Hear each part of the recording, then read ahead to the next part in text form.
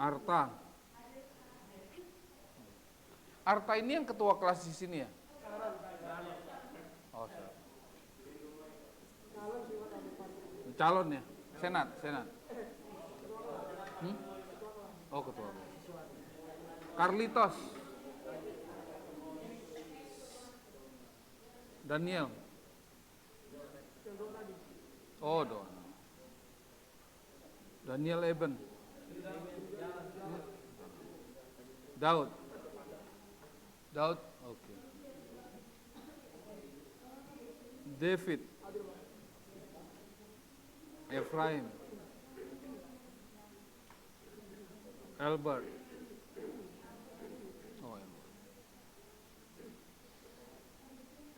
Elizabeth ada, Erkanus, Femi, Fiona,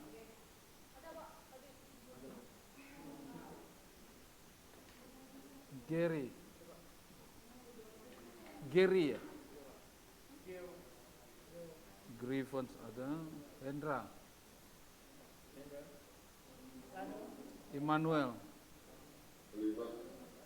Oh, yang Manado ya? Indra, Irna,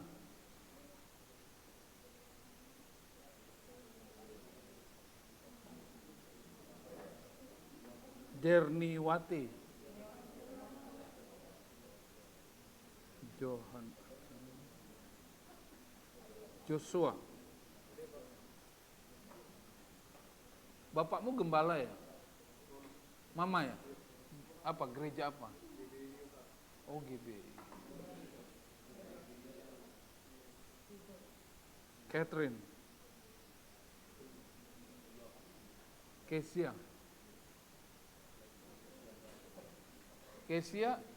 saya perhatiin sejak awal sampai akhir selalu duduk di kursi itu dan di ujung itu, ya, konsisten.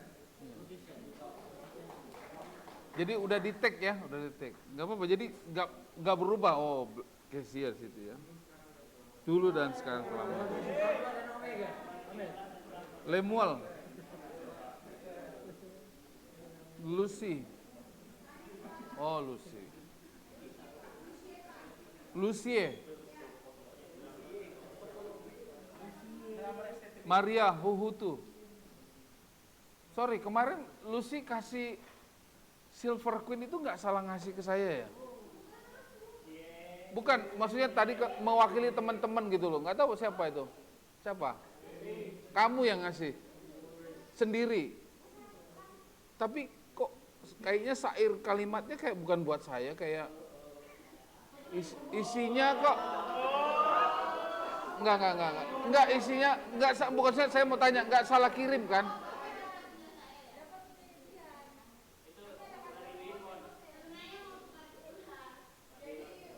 Enggak, iya iya, makanya yang saya lihat itu materinya. Saya iya, saya berusaha membaca kan, menelaah kalimat konteks itu gimana nih. Kalau pesannya kan harusnya tetap semangat dalam mengajar Pancasila segala macam. Loh, kok ini materinya oh, jadi tadinya mau kasih ke seseorang.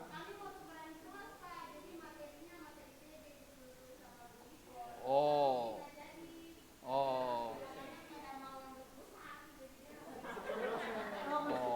Ya, berarti harusnya kalimatnya dicabut dong, ya kan? Kalimatnya kan.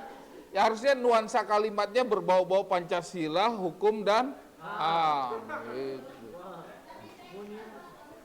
Oh iya, begitu saya dapat dari sini kan saya lapar, pas makan itu enak. Ya kan, coklat kan memang kan bagus kan untuk kalori supaya enggak. Matthew ada? Nggak ada. Matthew itu hampir 4 pertemuan nggak pernah ada ya? Hah? Tapi anak seminari? Masuk asrama? Oh, iya. Michael.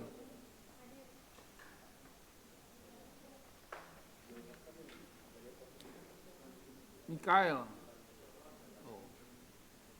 Oh, sana. Perlindungan. Reval. Revi. Reval Revi. Rizky. Oh, Rizky. Saya lupa-lupa terus namanya. Rizky Reza. Roy Nixon. Sudah baca koran hari ini? Apa kejadian terakhir? Update. Hampir sama kayak saya suka berita. Ruben ada. Sharon tuh mana? Oh, Steffi. Oh, ini Steffi. Steli. Venza. Pak, izin online, Pak. Oh, online. Kenapa online? Oh, ini yang pinggang ini. Kenapa pinggangmu ini? Oh, bukan pengapuran. Oh, ya toh? Pinggang biasanya pengapuran ya. Jatuh di mana? Di halaman bawah, Pak. Oh, dia masuk asrama. Oh, ini lagi online di asrama. Pulang atau lagi di asrama? Saya di asrama, Pak.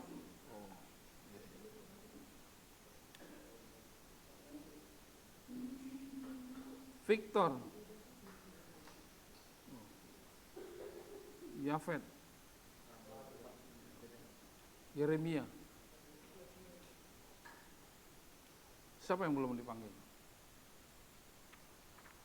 Sudah semuanya. Oke. Hari ini kita akan masuk materi baru, ya. HAM. Hukum dan HAM.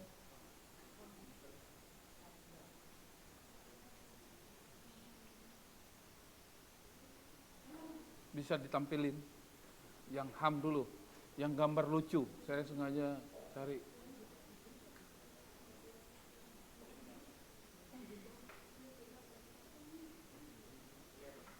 Ya.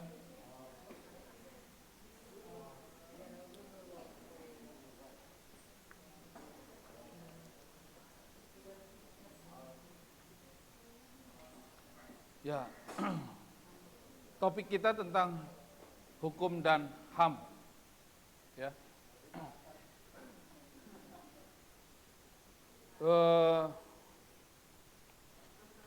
Kalau lihat dari judulnya, karikaturnya, ya, seolah-olah melecehkan ya, menertawakan. Ya. Kalau kita bicara hukum dan HAM, gitu ya, kayaknya itu simbol ketidakpastian ya, betul ya? Iya kan? Kalau di dunia politik kalau udah bicara hukum dan HAM, orang pasti gumun ya, gumun dan merespon seperti ini. Tapi kita tidak melihat apa yang menjadi persoalan negara kita, tapi kita coba belajar apa arti dari pengertian hukum dan HAM. Ya, karena kita tahu negara kita adalah negara hukum, jadi faktor utama di dalam menegakkan setiap landasan apapun yang kita lakukan dalam peraturan bernegara, hukum harus menjadi yang utama. Ya, oke, next. Apa itu HAM? Coba Rizky baca, apa itu HAM? Biar didengar teman-teman. Pengertian hak asasi manusia. Hak asasi manusia adalah hak-hak dasar yang dimiliki oleh manusia sesuai dengan kodratnya. Hak asasi manusia meliputi hak hidup, hak kemerdekaan atau kebebasan, hak milik dan hak-hak dasar yang melekat pada diri pribadi manusia dan tidak dapat diganggu-gugat oleh orang lain. Stop. Kira-kira hak HAM itu apa? Pengertian HAM itu sendiri apa? HAM itu berarti hak asasi kita kan? Jadi bisa dibayangkan kalau hak asasi kita itu direbut oleh orang yang menjajah kita, maka itu melanggar daripada HAM. Jadi kembali lagi, kenapa kasus-kasus yang ada di negara kita itu direbut pribadinya, nyawanya, maka itu sudah melanggar HAM. Karena hak asasi kita, hak berpendapat, hak hidup, apalagi hak kebebasan, apalagi itu yang menjadi HAM. Ya. Jadi kalau kalian misalkan dalam satu diskusi atau dalam seminar atau di dalam asrama, kalian sama-sama murid atau mahasiswa dari STTBI, apabila hak kalian diambil, direbut, wajar kalian melakukan protes bahwa HAM kalian diambil alih. Apa hak kalian? HAM kalian yang diperoleh dari kampus kita, hak belajar, betul? Misalkan Yafet, kamu nggak boleh belajar, yang lain boleh belajar, itu sudah melanggar HAM. Rizky nggak boleh makan karena kebenaran perutnya sudah melampaui ya beberapa orang harusnya. Nggak bisa, itu melanggar HAM. Jadi besok-besok kalau kalian di kampus kegiatan apapun, kamu melanggar HAM. Iya dong. Jadi HAM itu tidak bicara HAM itu secara umum, tapi di dalam lingkungan kita pun itu sudah melanggar HAM. Ya, kalian berpendapat nggak didengar, itu melanggar HAM nggak? Ya. Oh iya.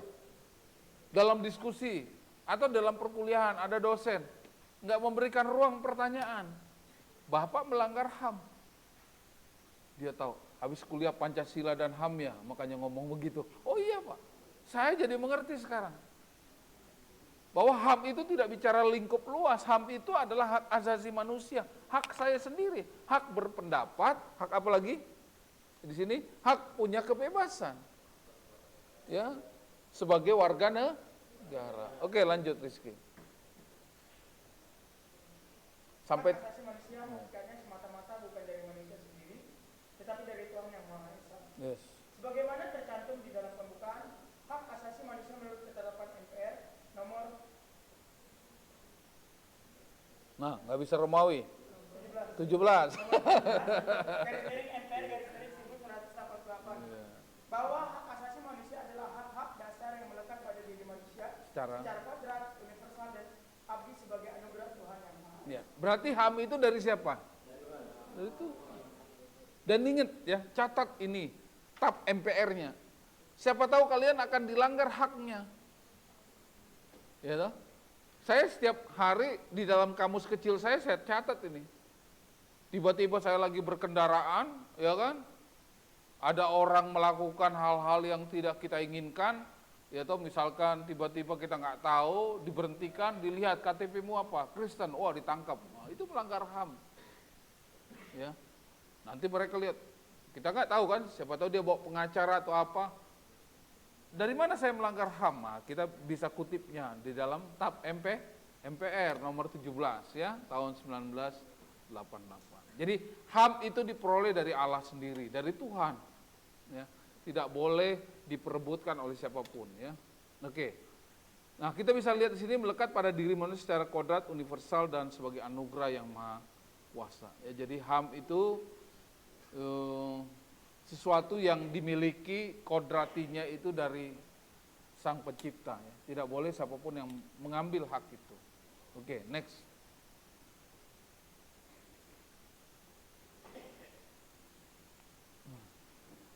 Ada beberapa tokoh yang kita melihat apa daripada definisi dari HAM itu sendiri. Ya, Rizky baca. Secara umum, hak asasi manusia adalah hak yang dimiliki manusia tanpa perbedaan bangsa, ras, agama, atau kelamin, yang telah diperoleh dan dibawanya bersamaan dengan kelahiran atau kelahirannya di dalam kehidupan masyarakat. Ya, lanjut. Beberapa pengertian HAM menurut para ahli antara lain, menurut Jacob Mattheson, hak asasi manusia adalah hak yang melekat pada setiap manusia yang tanpanya manusia mustahil dapat hidup sebagai manusia. Oke, Jan Peterson mengatakan HAM itu apa? Hak-hak yang melekat kepada diri kita ya. Itu kata Jan Peterson ya. Jadi mustahil orang akan rebut itu ya. Jadi kalau sudah melekat, sudah ada dalam diri kita, tidak ada seorang pun yang bisa mengambil hak itu. Itu arti kata HAM. Jadi saya mau mengajarkan kepada kalian bahwa HAM itu penting untuk kita miliki dan penting kita bawa kemanapun. Jangan sampai ada orang mengambil HAM dari diri kita, direbut oleh orang lain.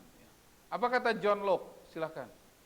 Menurut John Locke menyatakan bahwa hak asasi manusia adalah hak-hak yang diberikan langsung oleh Tuhan yang Maha Esa sebagai hak yang kodrati. Jan Peterson mengatakan HAM itu adalah milik kita. John Locke mengatakan HAM itu dari Tuhan. Kita tadi sudah sama melihat definisi HAM itu. HAM itu dari kita dan diberikan oleh Tuhan. Penggabungan daripada HAM itu sendiri ya. Jadi saya kira dua tokoh ini cukup memberikan informasi bahwa atau menguatkan kita bahwa HAM itu penting untuk kita miliki ya. Oke, lanjut Rizky. Berdasarkan penelitian di atas, diperoleh suatu kesimpulan bahwa HAM merupakan hak yang melekat pada diri manusia yang bersifat kodrati dan fundamental sebagai suatu anugerah Allah yang harus dihormati, dijaga dan dilindungi oleh setiap individu, masyarakat atau negara. Oke, ya. Jadi ini mengkonfirmasi, jadi menyempurnakan betapa pentingnya HAM itu kita miliki ya. Tapi terkadang HAM itu kita sudah tidak terapkan di dalam rumah kita. Contoh apa? Pembantu rumah tangga. Kalian menerapkan HAM nggak sama mereka? Ayo coba. Banyak dilanggar. Jamnya dia harus apa? Sholat. Ya. Karena kalian fanatisme, Rizky fanatisme. Istrinya misalkan fanatisme. Begitu dia mau sholat, nggak boleh sholat. Kamu tahu nggak? Ini rumah pendeta loh. Kalau kamu sholat, ya tuh misbah Allah di sini jadi hancur. Oh. Hah? Oh, ya hampir kebanyakan begitu juga gitu loh. Hampir kebanyakan. Hah? Hah? Oh. Iya. Atau juga katakan gitu. Jadi mereka terlalu fanatik. Ini melanggar HAM. PRT di rumah saya nggak masalah mereka sholat. Saya kasih kebebasan. Ya toh, karena kita nggak boleh melanggar HAM dia. Kalau kita melanggar HAM dia ngadu ke Komnas HAM, kalian kena dalam pasal ini. Merebut hak asasi manusia. Nah itu. Apalagi HAM. Contoh HAM di dalam rumah tangga atau keluarga. Orang tua. Kalian masih dalam konteks memiliki hak untuk dididik. Memiliki hak untuk apa? Menikmati masa kekanak-kanakan kalian, masa di mana orang tua harus mengasuh kalian. Tapi kalau kalian orang tua menelantarkan itu, kalian berhak mengusulkan atau maju ke Komnas HAM. Oh iya, ada ini. Karena apa? Kalian masih dalam konteks anak-anak dalam konteks sekolah. Masih ingat kasus yang menjerat Asmara yang kemarin kejadian. Kenapa si wanitanya sampai sekarang tidak kena pasal? Karena apa? Karena di bawah umur. Ya. Jadi kalau kategori di bawah umur masih kuliah, dia tidak dikenakan pasal. Oh iya. Terakhir kan pasalnya dia apa kira-kira? Dengar nggak beritanya yang wanitanya? Yang wanitanya. Iya. Gimana Res? Tadi tertarik saya suaramu. Apa? Yang taunya apa? Bapaknya doang. Oh.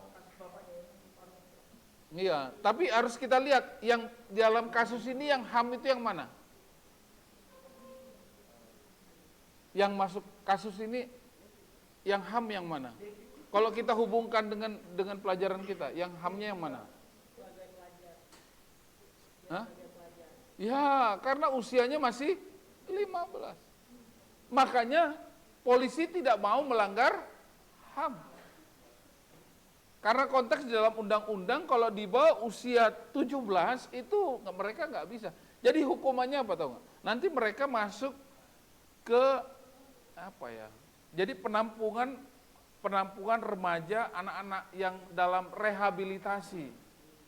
Rehabilitasi bukan narkoba ya, rehabilitasi kenakalan.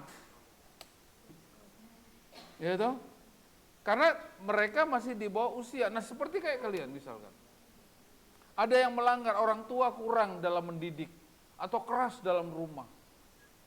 Keras banget gitu ya. Sampai kalian mungkin kalau dibahasakan sudah apa ya, sudah susah dijawantahkan gitu, dipukul, di apa, kalian nggak mendapatkan hak pendidikan dari orang tua, disuruh kerja segala macam, kalian berhak datang ke Komnas HAM, orang tuamu kena, ya, orang tua kena. Yang di jalan-jalan lampu merah anak-anak kecil nyari apa, uang receh, itu orang tuanya bisa kena HAM itu. Merampas kebebasan anak dalam berpendidikan, dalam apa? Bermain. Sudah dimanfaatkan hidupnya untuk memenuhi kebutuhan orang tua. Itu melanggar HAM. Tapi orang nggak sadar gitu. Ya siapa juga ya, repot-repot gitu ya. Ibu melanggar HAM. Saya bawa ke Komnas HAM juga, enggak juga. Tapi itu melanggar HAM. Ya. Harusnya itu anak ditempatkan di playgroup SD, SMP untuk merasakan pendidikan. Semua warga negara berhak mendapatkan pendidikan. Itu ada dalam undang-undang. Ya, apabila dia tidak melanggar HAM. Ya, jadi itu salah satunya. Jadi saya mau kasih tahu, jangan sampai HAM ini diambil dari kita, dari lingkungan kita, baik dalam kita bermasyarakat, ya, bersosialisasi di asrama atau di perkuliahan apapun. Ya. Kalau saya tegas orangnya, saya pernah ikut perkuliahan dulu saat saya ngambil master teologi, ya toh, itu dosen nggak pernah ngasih kesempatan untuk kita bertanya. Iya, dia takut kali kalau ditanya, karena ada dosen begitu ya, nggak di sini, nggak di sana sini banyak gitu. Nah, di sini enggak. Ada dosen gitu ngeles gitu. Pokoknya dia nggak kasih ruang pertanyaan. Kalau dia bertanya, kalau itu, maka maka dosen itu nggak bisa jawab. Ada itu. Ya. Saya bertanya, waktunya ada mepet. Pak, saya dari kemarin pengen bertanya. Tapi kita waktunya sudah mepet. Tapi saya mau bertanya, Pak. Itu hak saya untuk bertanya. Saya baru uang kuliah untuk bertanya kok. Jangan Bapak langgar HAM saya.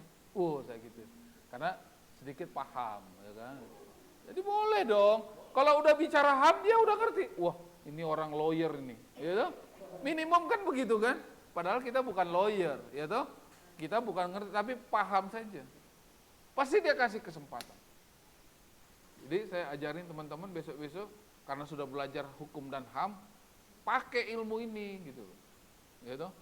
Baik di masyarakat apapun gitu, diskusi apapun gitu, gitu.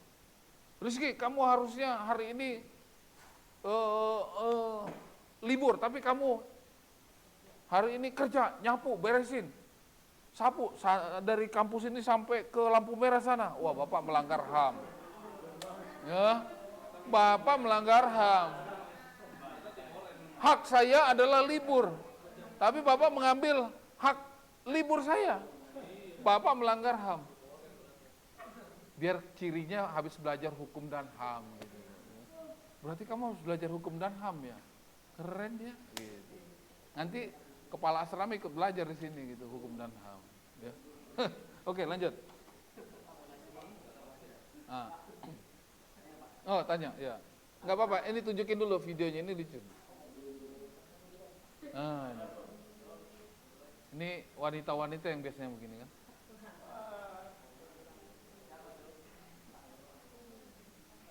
Ya. Jadi wanita itu punya hak untuk merias.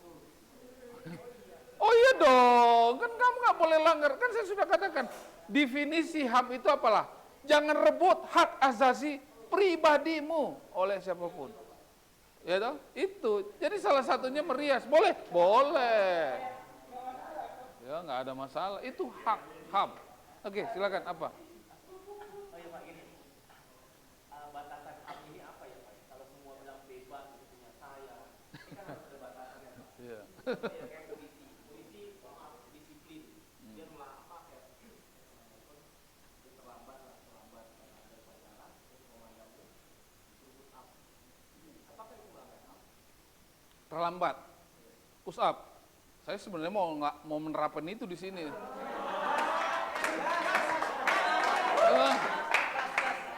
Saya mau menerapin itu karena dia melanggar. Kan batasannya jam 7. Kalau telat push up. Oh, Bapak melanggar HAM saya. Enggak, orang batasannya sudah tahu jam 7. Kan sudah ada undang-undangnya, aturannya. Perkuliahan dimulai jam 7. Apabila lewat jam 7, dia melanggar. Bukan berarti saya merebut HAM dia, enggak. Tapi dia melanggar. Itu. Sesuatu yang melanggar nggak bisa dikatakan itu HAM. Ya. Itu. Pak, merias boleh dong. Saya sebelum datang misalkan ada acara Natal merias 3 jam. Nggak boleh. Melanggar. Ya kan? 3 jam merias. Ya toh, jemaat nunggu karena dia jadi singer. Kapan penyembahannya? Terus, saya nerapin apa kata Pak Hans. Boleh merias 3 jam, nggak boleh 3 jamnya, tapi hak untuk merias boleh. Dengan batas-batas waktu. Jadi kalau kamu katakan tadi bahwa berarti semua orang bebas dong, bebas, tapi ada periode-periodenya, ada aturan mainnya gitu ya. Jadi bukan berarti lantas, ya udah kalau kayak gitu, saya bebas lah, mau jam berapa aja ke kampus, mau kuliah Pak Hans bebas. Kalau Bapak marah, Bapak melanggar HAM. Oh ya udah gitu kan. Berarti semua tidak punya aturan ya. Oke. Ada lagi. Jadi pemahaman HAM harus diingat ya, pemahaman HAM jangan ada siapapun orang melanggar hak kita. Bukan berarti lantas hak kita ego. Ya. Ego tidak mengikuti rule aturan yang ada. Kita mau masuk kemana nih contoh? Kita mau masuk ke satu lingkungan di mana di dalam lingkungan itu punya aturan main. Ya. Nah, ikuti aturan mainnya, tapi dia tidak boleh melanggar HAM-mu, itu aja.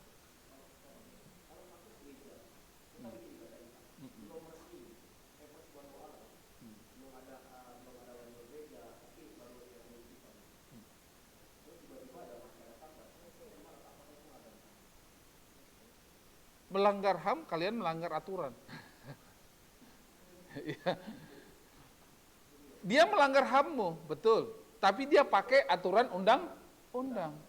Udah, kamu ada izin nggak? Nah, itu memang. Ada izinnya nggak? Karena kan di dalam ibadah yang kalian lakukan, izin gereja belum ada. Izin ibadah belum ada. Bapak melanggar aturan di dalam perundang-undangan, bertata negara yang baik. Terus kamu balik, Bapak juga melanggar HAM. Kan saya bebas beribadah menurut agama dan kepercayaan masing-masing. Nggak ketemu tuh. Kalau kayak begitu. Yang ada supaya bijak apa? Ya minimum kalau kita mau persekutuan, walaupun belum ada izin di rumah, minimum lapor kepada RT atau RW. Itu. Jadi pada saat dia datang, kan nggak boleh. Saya sudah lapor kepada RT setempat dan beliau mengizinkan. Oh nggak bisa. Oh, Bapak harus patuhi. Dia kan RT, ya kan, yang mengkoordinir semua rumah tangga, ya toh. Jadi kita menghindari gitu. Ya kita harus begitu. Ya.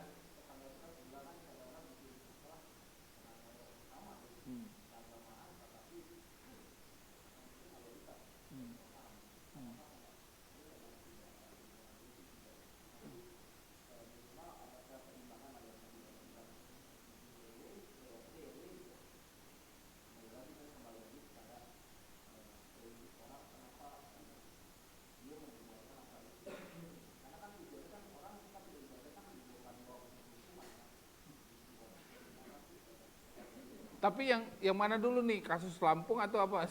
Soalnya kamu mengarah ke kasus Lampung nih. Kalau kasus Lampung memang mereka belum memiliki izin. Jadi karena belum memiliki izin itulah ada pihak-pihak yang tidak suka. Nah itu. Jadi karena dia tidak memiliki izin. Kedua, makanya masih ingat nggak? Saya kalau waktu di perkuliahan di awal-awal saya bilang bahwa kita ini harus berbudaya. Berbudaya itu apa? Kita harus membaur dengan masyarakat. Tujuannya apa? Kita supaya apa? Berwarga negara itu dengan baik, bertata krama dengan baik, ya toh? Kita menjalankan moto atau ideologi negara kita Pancasila dan Bhinneka. Jadi saling menghormati. Kalau kasusnya Lampung itu dengan mereka, dengan warga setempat tidak baik hubungannya. Itu loh.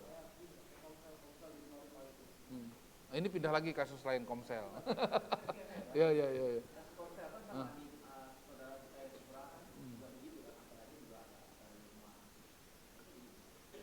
Saya kira kalau Komsel harus informasi ke RT lah, ya. Saya kalau di rumah ada Komsel saya selalu info kok. Nggak info juga sebenarnya kalau kita akrab sama RT warga juga enak nggak, benar nggak? Sekarang gini, semua kembali ke kita, ya. Maka kalau kita dikatakan kita mau jadi terang, ya tunjukkan terang itu kan bukan diucapkan, ngomong, jadilah terang, menerangi kegelapan. Apa yang lu mau terangi kegelapan? Perbuatanmu dalam masyarakat nggak baik, itu loh. Terang itu kan nggak harus ngomong, betul nggak? Lu datang di dalam bermasyarakat, ikut kerja bakti, ikut gotong royong, ikut di dalam membaur, ikut dalam sarasehat, ikut dalam meeting rapat, bila perlu ikut dalam musyawarah dan mufakat di dalam budaya mereka. Kalau di Sumatera misalkan ikut dalam adat istiadat, ikut nimbrung dalam, supaya diterima, betul nggak? Kan itu tujuan kita terang itu kan. Bukan hanya ngomong bahwa Alkitab ngomong, khotbah jago. Ibrani, Yunani, Septuaginta keluar semua kalimatnya. Ya kan? Apa artinya kalau lo nggak jadi terang? Gitu. Ya kan itu poinnya. Jadi kalau gue bilang, komsel-komsel itu terjadi kalau kita memang di masyarakat sudah baik, sebenarnya sih nggak perlu ngomong izin sih. Ya toh. Tapi alangkah lebih bagusnya kita ngomong. Kalau saya ngomong, saya akrab sama RT RW, saya akrab. Bahkan saya pernah diangkat, diusulkan jadi RT dulu. Sekarang mau karena ada gaji. Kalau dulu kan enggak. Oh iya dong, cowok matre kita kan. Ya, kalau kalian nggak jadi cowok matre, mau jadi harus jadi cowok matre, betul nggak? Betul. Tuh, laki-laki itu harus jadi cowok matre. Jangan perempuan yang jadi cewek matre. Laki-laki yang harus jadi cowok. Karena laki-laki kan apa? Tulang punggung kan. Baca kisah manusia penciptaan. Laki-laki yang merambah di tanah. Itu bukan wanita. Maka kita harus jadi cowok matre. Ya kan? Tuh. Pengertiannya apa matrenya? Bukan matre. Cowok matre itu rajin. Suatu saat rajin harus jadi berkat. Ya toh, punya gereja memberkati, kerja memberkati, semua memberkati, kan begitu kan? Harus jadi cowok matre. Jangan cewek matre. Nah, itu nggak baik. Ya, berbahagialah wanita siap menerima cowok-cowok matre gitu. Karena sebenarnya wanita, ya toh, wanita kan nggak perlu kan? Ya toh, walaupun sebenarnya wanita juga pemimpin, ya toh, tapi pada kodratinya kan tidak seperti itu ya. Kita kembali ke laptop. Jadi HAM itu penerapannya nggak kaku. Ya. HAM itu tidaklah seperti yang kita pikirkan itu semua bebas. Enggak. HAM itu punya tata keramanya. Jadi makanya saya katakan tergantung. Kembali lagi sebelum kita bicara HAM, kemarin kita sudah mengkuliti belajar tentang Pancasila. Bersosialisasi, beradab, ya, bermartabat, gitu. berakhlak, beretika. Maka kita belajar kemarin tentang Pancasila. Kalau itu semua sudah kita pelajari, maka kita baru bisa masuk HAM. Jadi kalau bicara HAM, kalau kita ibadah komsel segala macam, sudah tidak ada lagi urusan tetangga atau yang kepercayaan di luar kita itu protes, karena kita sudah menjalankan Pancasila tadi yang kemarin itu, ya seperti itu. Ya, jadi ya hendaknya seperti yang kemarin kita belajar tentang Pancasila, semua kita sudah sama-sama mempelajari tentang etika Pancasila, bermartabat dengan menerapkan Pancasila. Jadi tidak akan melanggar. Makanya saya bilang kemarin, HAM ini akan dipelajari setelah kita belajar Pancasila. Nggak mungkin kita belajar HAM kalau Anda nggak paham tentang ideologi negara, kebinekaan kita, cara beretika. Nggak mungkin ya. Oke, langsung. Ayo, Rizky, lanjut. Berdasarkan beberapa rumusan HAM di atas, dapat ditarik kesimpulan tentang beberapa ciri pokok hakikat HAM, yaitu: pertama, HAM tidak perlu diberikan, dibeli atau diwarisi. Ya, sebentar. Ya, HAM tidak perlu diberikan. Ya memang nggak perlu, hakmu. Saya kasih kamu HAM. Yang ngasih itu siapa gitu loh. Oh ini dari Tuhan kok HAM ini, betul ya. Jadi HAM ini kita sendiri yang punya. Ya, diberikan, tidak dibeli atau diwarisi ya. Oke, lanjut. HAM adalah bagian dari manusia secara otomatis. Yes. Yang kedua, HAM berlaku untuk semua orang tanpa memandang jenis kelamin, ras, agama, etnis, pandangan politik atau unsur-unsur sosial dan bangsa. Ya. Tadi pertanyaannya siapa? Lupa saya. Roy. Ya. Jadi HAM itu nggak melihat agama, ras, segala macam ya. Jadi kalau misalkan kalian beribadah harusnya komsel segala macam, sebenarnya dia nggak berhak itu. Kalau dia memahami. Tapi sekali lagi, suka ada yang intrik-intrik seperti itu, tapi tergantung bagaimana kita bersosialisasi di masyarakat kok. Ya. Oke, lanjut. Yang ketiga, HAM tidak bisa dilanggar. Tidak seorang pun mempunyai hak untuk membatasi atau melanggar hak orang lain. Ya. Jadi hak tidak bisa dilanggar. HAM itu tidak bisa dilanggar. Ya. Siapa yang melanggar HAM? Yaitu orang lain yang merebut hak kita. Maka situ sudah pasti itu melanggar HAM. Ya. Kalian masih ingat kasus sekarang bukan. Kalau yang siapa itu yang dari partai PDIP Perjuangan yang belum ketemu sampai sekarang? Siapa? Harun Masiku. Itu HAM? HAM nggak kira-kira? Bukan. Orang dia belum tahu di mana. Munir HAM? HAM. Dia direbut nyawanya oleh orang lain. Ya. Di pesawat kan? Diracun tuh. Sudah ketahuan siapa sekarang tokoh intelektualnya? Belum. Ya toh? Yang pilot Garuda itu bukan aktor intelektual.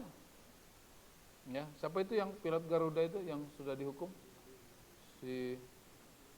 Siapa? Polikarpus.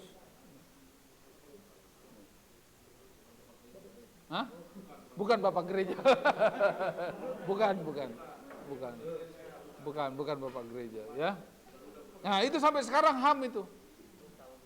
Ya, sampai sekarang HAM.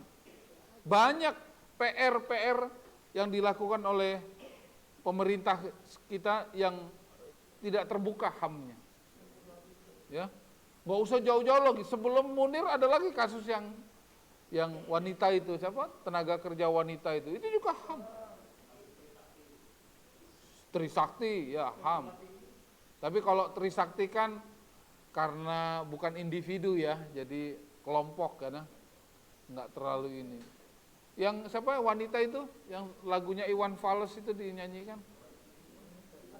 Marsina. Iya. Iya toh? Marsina tiba-tiba dibunuh, padahal dia mempelopori karyawan satu pabrik itu untuk melakukan demonstrasi toh. Itu kan kasusnya. hilang tiada jejak gitu. Kasus Martina. Makanya dilontarkan oleh Iwan Fals dijadikan lagu ya. Oke, lanjut silakan. Next one. Lu nggak main game kan, Gun?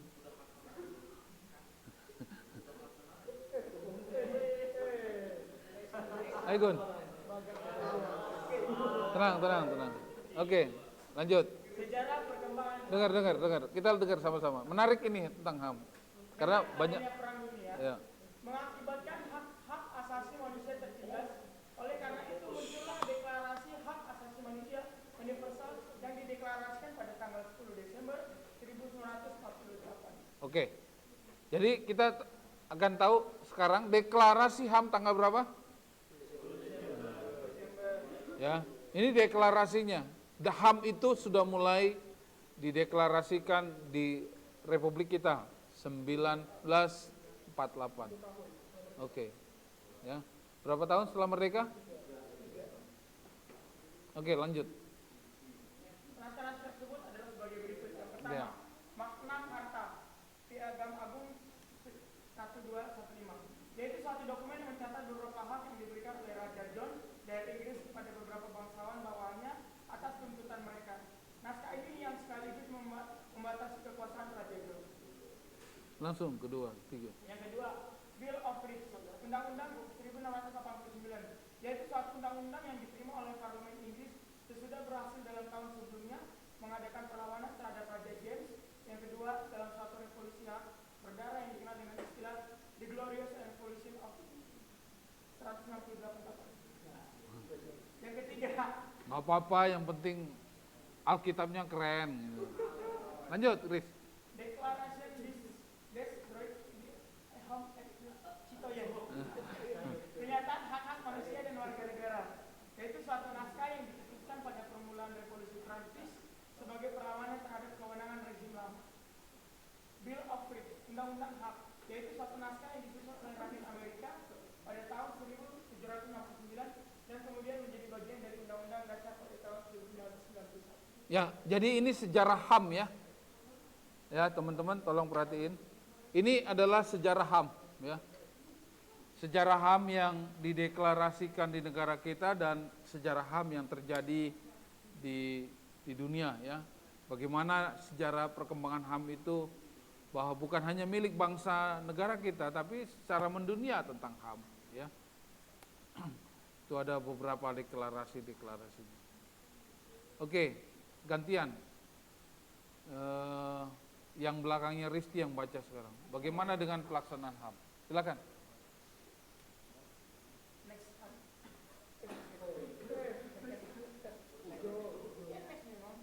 Bagaimana dengan pelaksanaan HAM di Indonesia? Nah, kita sekarang bicara tentang bagaimana HAM yang dilaksanakan di negara kita ya. Oke, lanjut.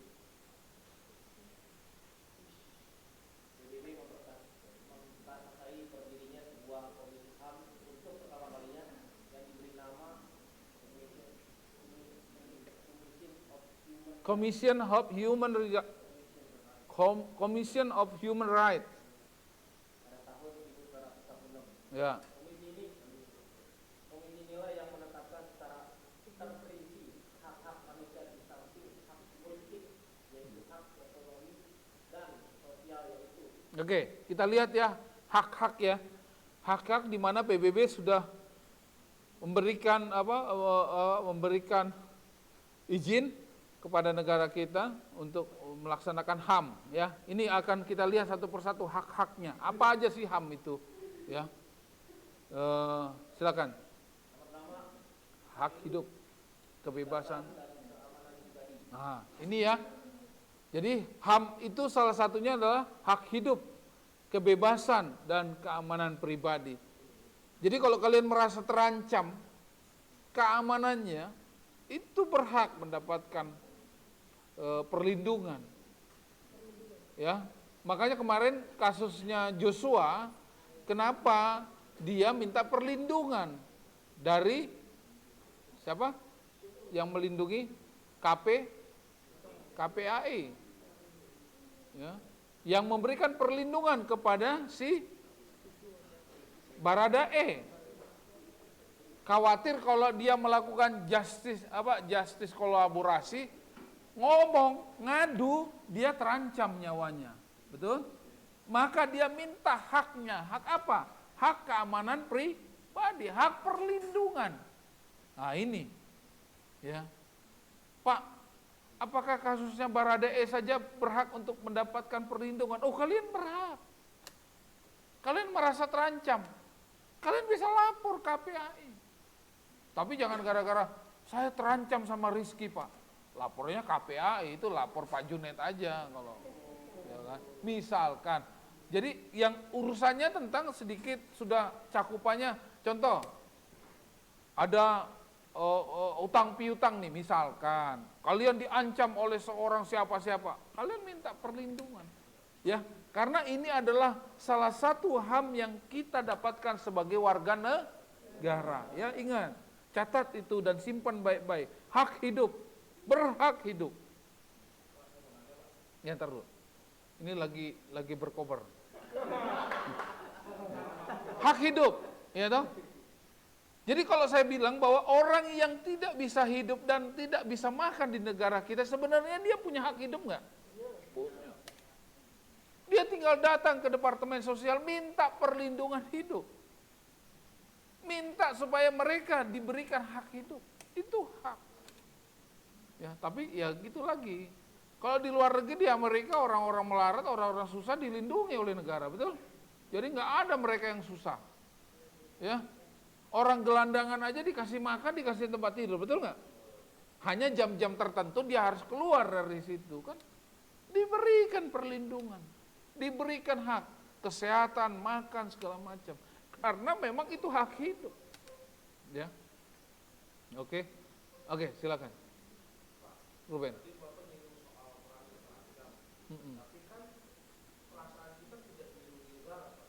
Perasaan.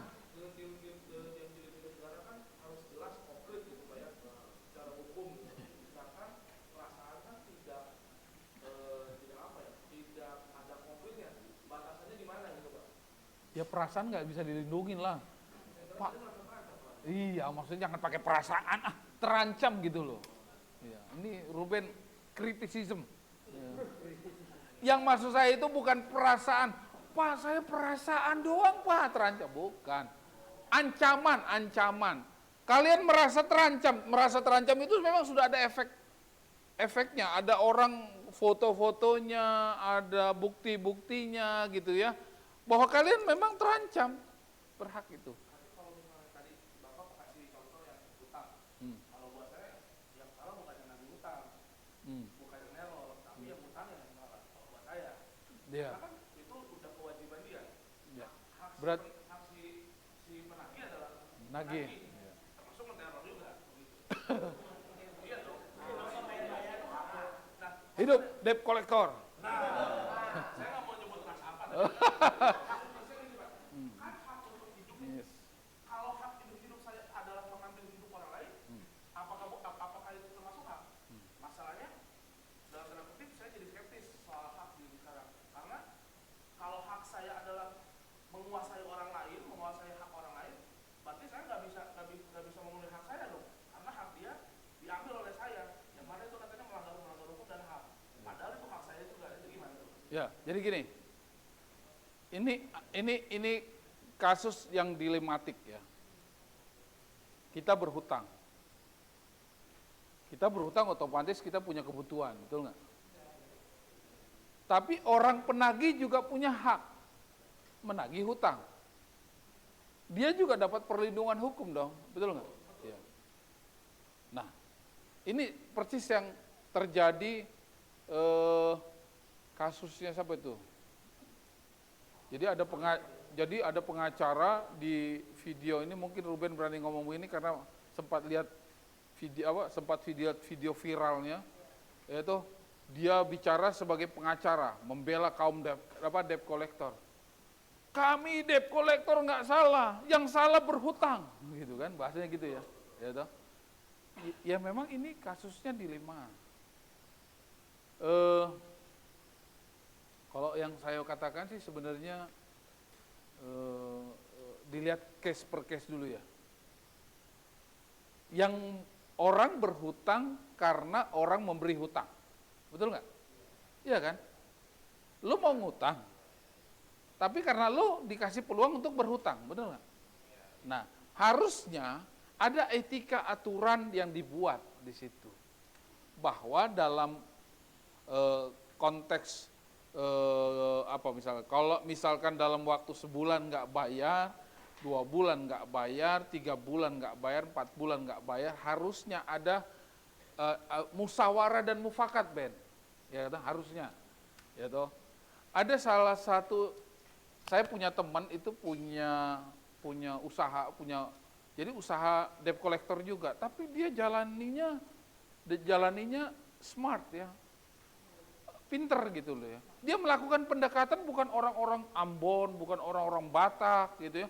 Tapi dia melakukan pendekatan secara persuasif, datang. Ibu kenapa nggak bayar? Bahkan dia ngerekrut ibu-ibu loh untuk jadi debt collectornya. Melakukan pendekatan, dia datang. Ditanya baik-baik, dikonseling dengan baik-baik. Oh ya, betul. Jadi sebenarnya begitu ya, begitu. Jadi kita pengen tahu kenapa lu macet kan gitu. Ya toh. Kenapa? Ya didatangin rumahnya, diajak dialog. Kenapa nggak bayar? Ya kalau ibu nggak bayar kira-kira kapan? Dia bikin kok. Oh saya bisanya 2 bulan lagi. Oh ibu bikin ya surat pernyataan gitu ya. Ya toh, dibikin surat pernyataan bahwa 2 bulan lagi. Nanti 2 bulan lagi dia datang, belum bayar juga, ditanya kapan ibu bayar. Tapi gue liatin cara kerja mereka dan cara mekanisme struktur mereka dalam bekerja, SOP mereka. Itu kawan saya itu sukses loh. Sekarang dia dipakai oleh Bank Citibank untuk membackup kredit macet, kartu kredit segala macam untuk itu. Karena pendekatannya bagus. Jadi dia memakai pendekatan secara persuasif ya, konseling lah. Nah, gue iseng kan nanya, lu kayaknya kalau konseling bahasa-bahasa Alkitab deh. Jangan-jangan sekolah teologi dulu. Gue bilang gitu. Kok lu tahu? Gue dulu pastoral tahu. Oh iya. Dia dulu sekolah pastoral, dia mau menerapin gini secara baik gitu. Ya toh? Nah ini case-nya. Tapi kalau kasus kayak begini sebenarnya itu gini loh, ada orang terkadang gini, ada orang pengen dapat bonus gede. Ini Ben, ini makanya ada bonus gede. Ada debt collector pernah juga kita diskusi. Jadi gini, jadi si pihak bank itu sebenarnya sudah nggak mau urusan dengan uang itu. Karena dia tahu bahwa uang itu sudah diganti dari asuransi, itu sebenarnya. Jadi dilempar ke pihak ketiga, itu dia hanya minta ya kasihlah kalau dapat utang dia 50 juta, gue dikasih 10 juta deh, 40 juta gue serahin. Nah karena bonusnya gede 40 juta, kepada sang debt collector dikasih 30 juta, 10 juta store ke perusahaan, lu kira-kira akan membabat habis nggak? Ah ini Ben, ini yang rusak sebenarnya ya. Kita nggak bisa persalahkan orang yang minjem, betul kata kamu, itu hak dia meminjam. Tapi kita kan nggak tahu persoalan orang toh. Nah, kalau saya pertanyaanmu tadi, saya kembali kepada orang-orang yang penagih hutang tadi itu. Mereka yang harus diberikan pemahaman supaya mereka tidak melakukan dengan secara kekerasan. Karena kan faktor sekarang kan banyak kekerasan, Ben. Orang nggak bayar leasing aja 2 bulan, 3 bulan dan stop di jalan. Diambil kuncinya, itu kan viral di mana-mana. Itu nggak boleh, Ben, sebenarnya. Ya toh. Tapi hak saya merampas. Mana ada hak merampas? Nanti kita akan pelajari, ya kan? Nanti kita akan lihat hak-hak apa saja. Tapi nggak ada yang namanya hak merampas yang bukan jadi aset dia. Nah ini sebenarnya. Ya, jadi pertanyaanmu tadi itu kembali kepada inti masalahnya. Kalau modelnya kekerasan, ya itu tidak dibenarkan. Makanya pemerintah sekarang menertibkan debt collector itu yang kekerasan itu dibasmi. Yang kekerasan, Ben ya. Bukan berarti debt collector ditiadakan, tidak. Tapi yang menggunakan kekerasan dengan cara-cara yang memaksa itu pasti kembali lagi mereka melanggar aturan gitu loh. Merebut kebebasan orang, merasa dirinya terancam. Itu. Jadi pertanyaanmu kembali case per case aja dulu. Ya toh? Kalau saya ambil secara umum sebenarnya kedua belah pihak nggak ada yang salah. Cuman kepada si penagih ini yang perlu ditertibkan cara dia melakukan pendekatan. Seperti kayak teman saya sebenarnya bagus kok. Fine-fine aja, lancar-lancar aja Ben. Ya. Karena banyak orang pengen apa ya? Ya nggak usah jauh-jauh lah. Gue tanya lu lah. Utang gue 100 juta. Udah macet. Lo dikasih bonus sama pihak X. Tagih. Balikin ke gua 30-70 buat lo. Kira-kira semangat nggak lo? Iya, rata-rata begitu. Dia nggak bilang begini, tagih 90 bagi gua, kamu ambil 10. Enggak, dia pasti kasih debt collector yang lebih besar. Oh iya, itu pasti. Ya toh. Nah, debt collector pakai apa? Pakai kekuatan.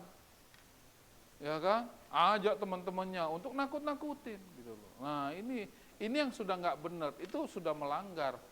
Itu sudah melanggar dan mengganggu keamanan seseorang. Kamu terancam rasa amanmu, kamu ngadu, kena dia pasal. Ya. Nah, apalagi kita belajar. Kita bicara keamanan pribadi. Kita berhak ya mengadu. Ya. Itu kira-kira. Ada lagi? Yang belakang. Ya. Yang jarang-jarang ya, yang jarang-jarang tampil.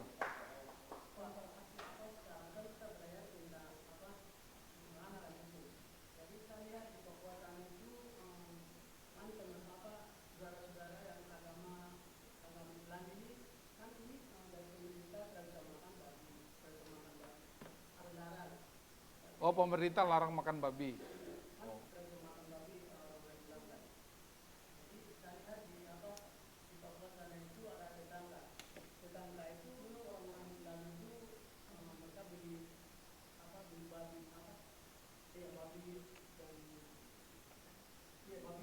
Oh.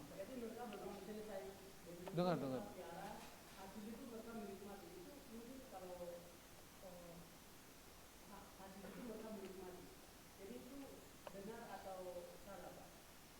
Ya memang itu ya.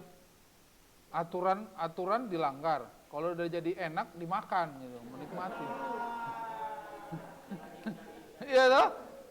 Waktu jadi monyongnya ngomong gitu kan. Haram itu, haram. Coba dijadiin rica-rica. Oh. Saya jujur aja ya, dulu waktu masih belum masuk sekolah teologi ya. Pulang kalau setiap istirahat makan siang sama teman-teman muslim itu saya suka traktir makan. Dan mereka ngajaknya kemana coba? Ke Pramuka. Iya. Padahal rajin. Terus gua tanya, kok lu kesana? Enak. Gitu. Tapi kalau lihat binatangnya haram gitu kan. Kalau udah jadi masakan enak gitu. Jadi kalau pertanyaanmu tadi aturannya dilanggar ya udah biasa lah. Tapi kalau jadi masakan dimakan kan? Nah ya. Itu kodrati manusia lah kalau itu. Kalau itu melanggar HAM. Apa ya?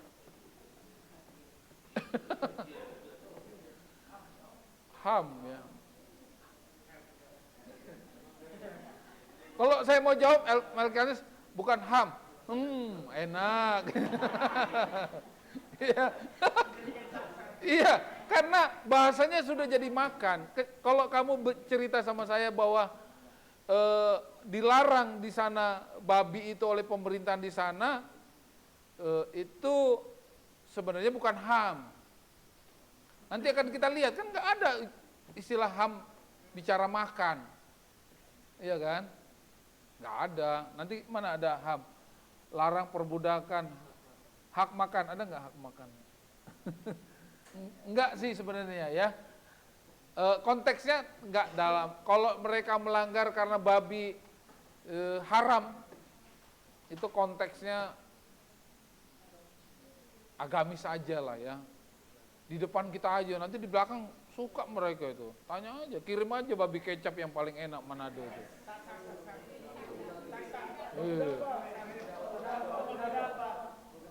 Nanti dibilang, wih, Pak Hans ini daging apa ini? Kok saya belum pernah coba? Kok enak sekali ya Pak? Yaudah, saya kirim Bapak, pokoknya enak itu. Muslim itu saya kirim. Tapi saya pilih jangan yang agak sedikit-sedikit merah-merah curiga mereka. Ya, orang-orang Karo kan pinter tuh bikinnya kan, nggak kelihatan kan? Saya kirim tuh. Dia bilang apa? Pak Hans, apa ini? Enak pokoknya. Oh, kok empuk banget ya? Beda dengan daging ayam ya, keras ya? Oh iya. Udah dimakan gitu, seminggu lagi saya ketemu. Di mana itu saya pesennya itu kalau boleh? Boleh nih. Ah, sialan. Ini haram. Enak kan?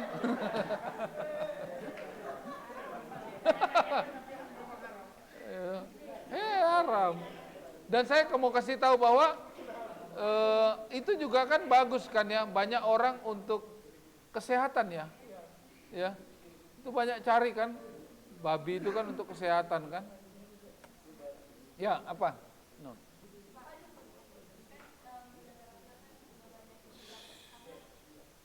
Dengar, kita harus menghormati orang yang bertanya. Kalau kalian tidak menghormati, maka kalian melanggar HAM. Ya. Oke. LGBT di negara kita banyak banget. Oh itu. Ya. Dengar. LGBT ya. Ini pertanyaan yang susah saya jawab gitu. Saya jawabnya konteksnya konteks Pancasila, hukum dan HAM ya. Bukan konteks Alkitab ya. Kalau konteks hukum dan HAM itu melanggar. Karena mereka bebas berjenis kelamin kok. Mau gimana? Nggak boleh. Kalian ngejek orang LGBT juga salah. Emang dia mau jadi LGBT? Nggak mau. Memang kodrati dia begitu. Memang sejak lahir udah kemprot gitu kan. Udah begini. Udah lunak. Kan sekali lagi itu dari atas kan ya. Sekali lagi kita lihat, HAM itu bukan muncul secara sendiri. HAM itu karya Tuhan diberikan sama manusia. Jadi nggak melanggar. Makanya saya bilang, kalau kita bicara, dengar dulu dong, dengar dulu. Kalau kita bicara konteks hukum dan HAM, LGBT dilarang atau tidak? Tidak. Nggak boleh. Kalau mereka diadukan, maka orang itu melanggar HAM. Ya, wah, Pak Hans membenarkan LGBT. Oh enggak. Ya. Lu jangan salah lihat, gua ngomongnya itu secara hukum dan HAM, ya. Jangan nanti ngadu sama Kaprodi, Pak Hans pendukung LGBT. Wah. Ya. Kan pertanyaannya dia tadi LGBT, dengar. LGBT itu memiliki kesamaan HAM nggak dengan kita? Yes, itu dilindungi oleh negara. Ya, cuman negara itu sekarang menyetujui nggak LGBT. Jadi gini loh, HAM pasti ada aturan main, benar nggak? Peraturan negara itu membolehkan nggak ada LGBT? Nggak boleh, ya toh. Maka kalau ada dia LGBT, tinggalnya jangan di Indonesia, tinggalnya di luar negeri. Karena hukum negara kita tidak memperbolehkan LGBT. Itu lagi. Jadi HAM apapun harus ada etika undang-undang hukumnya. Maka kita akan belajarkan sini HAM dan hukum. Ya. Tapi kalau secara warga negara dia pribadi berhak nggak dia menyandang LGBT? Yes, berhak. Nggak boleh dilanggar. nggak boleh dimarahin.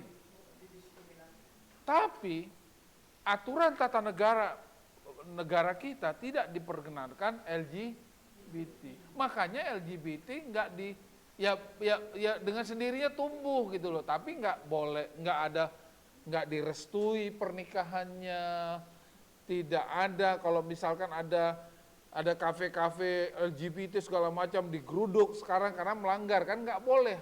Jadi Bapak melanggar HAM kami, tapi HAM kamu ada undang-undang yang mengatur LGBT dilarang di Indonesia. Nah itu.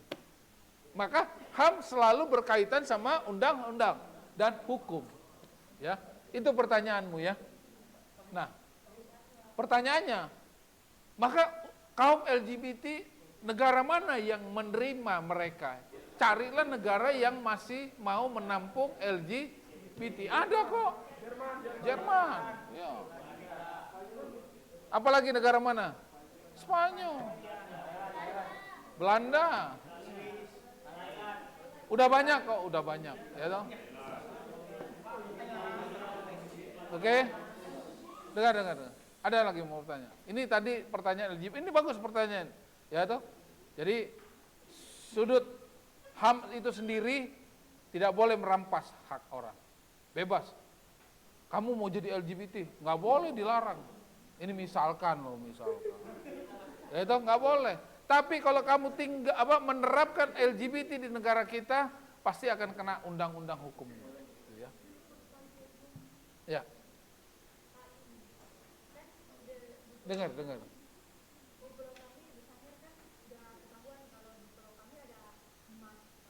Emas. Oke.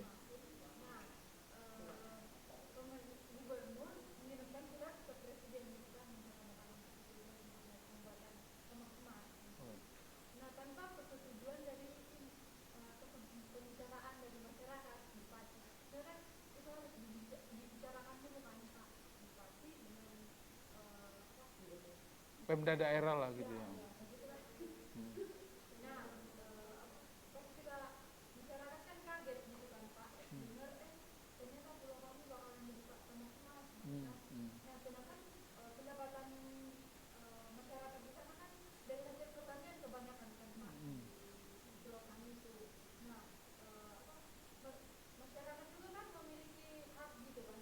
Untuk menguasai tambang itu ya.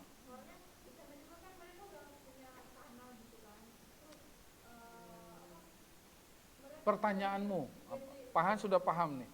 Pikiranmu udah paham. Pertanyaanmu apa? Iya. Sesuai tebakan saya. Saya bisa menerawangi maksudnya. Bukan. Ya. Jadi emas itu terletak di daerah masyarakat lokal di sana. Apakah masyarakat lokal di sana berhak itu menjadi haknya mereka? Ya, betul. Tapi ingat, itu tidak boleh dilanggar oleh negara karena itu adalah hak mereka. Tapi ingat, negara kita ini punya aturan undang-undang, ya toh. Kalau punya aturan undang-undang, hendaknya lah biar diatur oleh negara.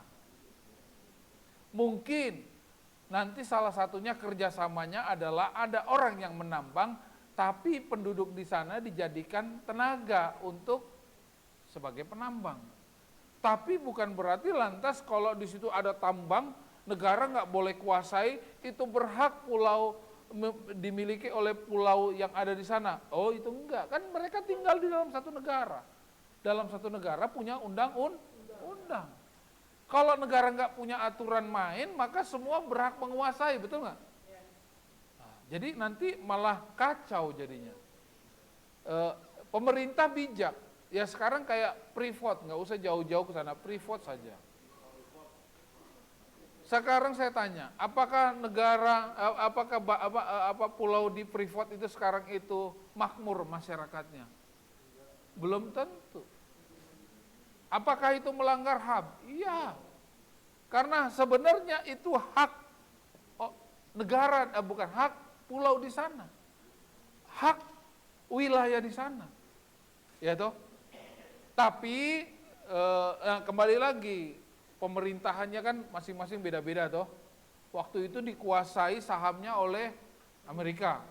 Ya puji Tuhan sekarang sahamnya sudah dikuasai oleh Indonesia. Dan Jokowi mengirim hasil saham itu untuk pembangunan Papua. Benar nggak? Trans Papua lagi dibuat. Itu dari mana? Sumber daya Papua itu sendiri. Jadi tidak gini. Jadi nggak usah kaku. Gara-gara itu tambang ada di sana, maka berhak mereka menguasai. Enggak juga, karena mereka tinggal dalam satu negara. Nah, kalau beberapa pemerintahan kepala negara kita nggak pernah ada, ya toh? Ya saya bersyukur, bukan memuji. Saya memuji orang yang punya prestasi. Pak Jokowi kita dikuasai itu tambang, dan kan kalau nggak salah dalam aturannya itu persentase negara kita tinggi dan tenaganya juga harus dari lokal kan, betul nggak? Itu diambil. Jadi terjadilah kemakmuran bersama. Negara ambil. Aktualisasinya apa? Dibangunlah Trans Papua. Nah, itu lagi jalan loh. Itu kalau Trans Papua jadi keren tuh. Mantap itu. Ya, jadi kita kalau habis dari Pulau Jawa nyebrang, ya kan? Wah, udah naik mobil terus bisa. Jadi itu ya, maknanya itu. Jadi bukan semata-mata karena ada tambang emas di sana langsung daerah sana kuasai, ya toh. Tetap negara, karena kita berada dalam satu negara yang punya undang-undang. Yes. Jadi Pak, mau nanya, di sini kan ada dikatakan Bapak hak hidup, dan kita ada satu kasus di mana seseorang ini punya penyakit, tapi dia penyakitnya ini hanya bisa disembuhkan oleh ganja, gitu. Ganja, Ya. oh ya, Nah, ada kasusnya. tapi ini Pak, kan di sini hak hidup. Sedangkan pada saat dia ingin mendapatkan ganja, kayak seperti kita tahu di negara Dilarang. ini ilegalkan, tidak boleh. Jadi bagaimana? Apakah itu negara termasuk mencabut mengambil haknya dia? Dan sedangkan memang ini benar-benar dibutuhkan gitu loh Pak dari dianya sendiri, karena untuk bertahan hidup seperti apa itu Pak? Ya, ini kembali lagi. Ini jadi dilema ya. Sebenarnya obat-obat terlarang itu di dalam medis itu asalkan memenuhi persentase kuotanya itu diperbolehkan kok. Yang nggak boleh itu berlebihan dan itu dipakai orang sehat. Nah itu. Ya. Jadi kalau dia berhak hidup tapi karena harus diobati oleh daun ganja, saya kira aturan rumah sakit nggak akan melanggar kok itu. Ya toh. Selama kebutuhannya medis, ya. Saya punya teman, dengar. Saya punya teman, dokter. Salah satu rumah sakit terkenal di Indonesia. Dan dia salah satunya, supaya dia selalu on, itu dokter. Apa? Nyabu dia. Tapi kadarnya tidak banyak. Supaya on. Lu bayangin dokter kalau lagi operasi. Ya. Dipakai dalam kadar tertentu, dibutuhkan orang tertentu, boleh nggak? Boleh. Ya nggak boleh itu lu gitu.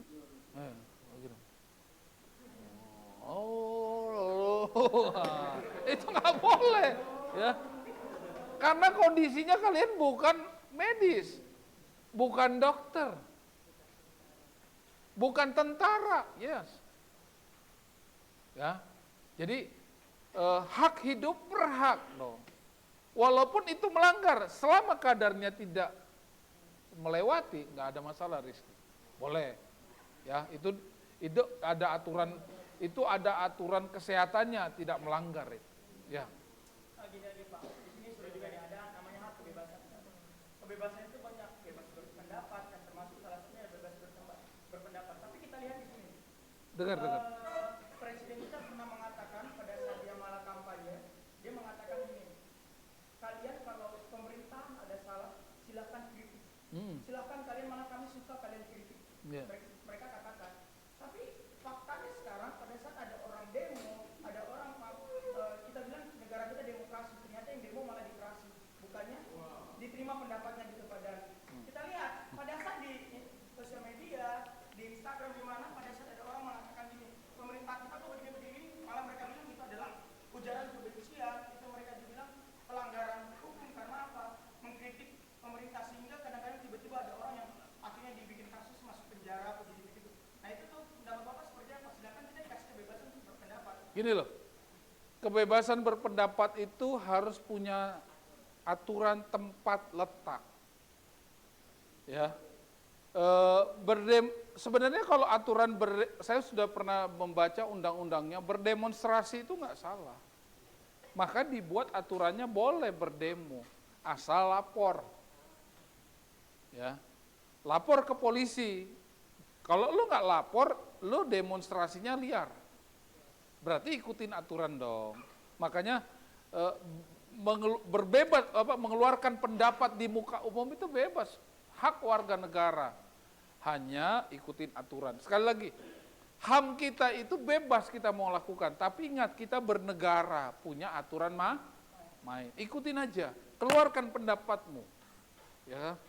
Nah itu yang penting itu. Dikasih batasannya, jam sekian sudah harus selesai. Ikutin aturannya. Ya toh? Silakan ngeluarin pendapat. Kalau saya sih ngapain lu berdemonstrasi? Ya. Mau ini aja, enggak Pak, mau supaya update Instagram. Wow. Ya.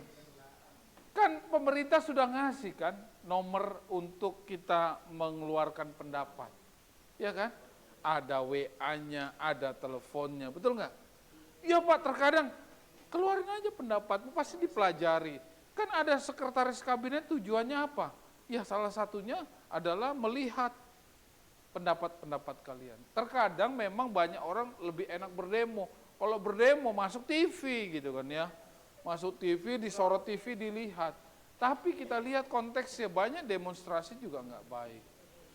Pertanyaanmu Rizky, taruhlah kebebasanmu berpendapat di tempat yang layak dengan berkoordinasi dengan lingkungan itu aja. Ya, jangan nggak usah berdemo. Saya bilang harus berdemo. Mahasiswa Petamburan juga berdemo, nggak apa-apa. Berdemo apa? Demi kebaikan. Apa yang nggak kalian suka? Berdemo. Ya, nggak boleh berdemo Pak katanya. Oh iya. Oke, mungkin soal demonya kayak gitu Pak. Mungkin soal demonya kita tahu tempat gitu kan, kayak ya udah. Begini, kayak tadi saya bilang di sosial media banyak orang hanya mengkritik kayak kadang-kadang tentang ini, tentang itu, malah mereka akhirnya malah disebut ini nih orangnya melawan pemerintah, dibilang begini-begini, akhirnya malah mereka dijatuhi hukuman yang namanya katanya ITE, apa undang-undang ITE kan. Ya, sosial media itu terkadang nggak punya aturan ya. Kamu mau terkenal gampang. Gitu. Udah aja. Posting di medsos. Pak Jokowi dablek. Rizky, STTBI. Datang langsung sini. Terkenal kamu langsung soal sini. Jadi banyak memang di sosial media itu tidak menggunakan pendapatnya dengan layak gitu ya.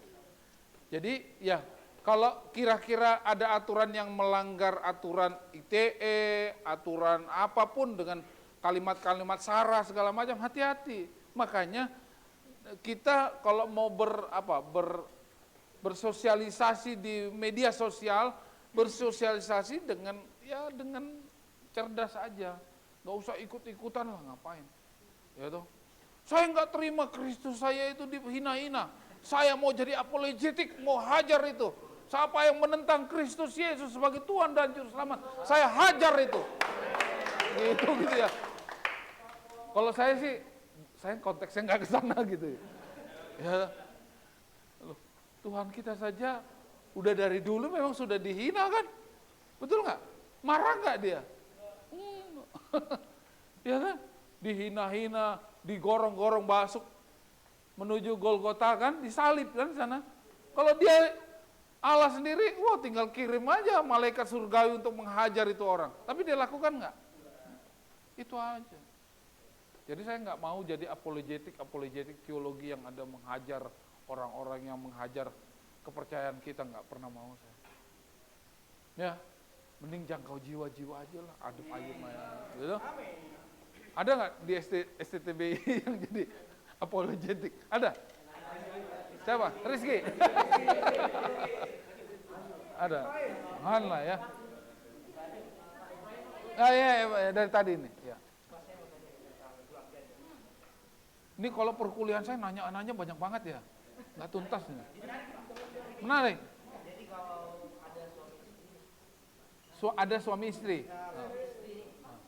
mereka cerai. Sekarang mereka punya anak. Terus? Bagaimana cara mengadili itu? Maksudnya mereka berdua ini punya hak untuk pengasuhan itu, tapi secara individual mereka merasa bahwa sang istri yang melahirkan. Gini, singkat saja, suami istri boleh cerai. Ini bicara Pancasila, hukum dan HAM ya. Ya, saya harus ngomong dulu. Nanti saya ngajar di sekolah teologi ini serba salah. Ya kan? Nanti kalian bilang paham loh. Aduh. Ini saya bicara hukum dan HAM ya. Jangan hubungkan dengan Alkitab. Alkitab dilarang cerai, nggak boleh. Apa yang sudah dipersatukan tidak boleh dicerai-beraikan. Tapi kalau pertanyaanmu sudah terlanjur bercerai, merebut anak, selalu tidak ada mantan anak. Nggak ada mantan bapak dan mantan ibu. Jadi nggak usah diperebutkan. Ya, walaupun dia bilang, saya yang melahirkan. Nah kalau laki-lakinya bilang, saya juga ada sedikit loh. Loh, emang, dengar. Emang kamu bisa hamil kalau tanpa saya? Ya itu, kecuali 2000 tahun yang lalu Maria, boleh kamu. Ya itu, terkadang harus susah juga ya. Tapi kalau saya bilang begini, dengar. Kalau menurut aturan undang-undang hukum, itu anak yang masih di bawah 5 tahun, bahkan bukan 5 tahun ya, kalau nggak salah 17 tahun atau 16 tahun, saya lupa lebih angkanya, itu hak asuh itu larinya kepada ibu. Sudah kepada ibu, lu nggak usah bilang, tapi kan ada sperma saya di situ pak. Ya, nggak apa-apa kan, udah gede semua kan, bukan anak kecil kan. Ya. Ada saya gen di situ. Minimum saya kontribusi pesek saya ada di situ, gitu kan. Nggak bisa.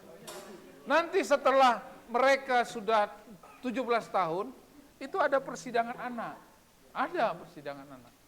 Nanti akan ditanya sama hakim, kamu mau ikut bapak atau mau ikut ibu? Opung. Ya, itu gitu ya. Jadi permasalahan itu tadi ya kalau biasalah ya cekcok, tapi kalau kita cekcok biasalah, tapi kalau kita mengikuti aturan undang-undangnya nggak boleh gitu. Hak wanita mengasuh anak itu sampai usia dia bisa menentukan mana yang benar, mana yang salah.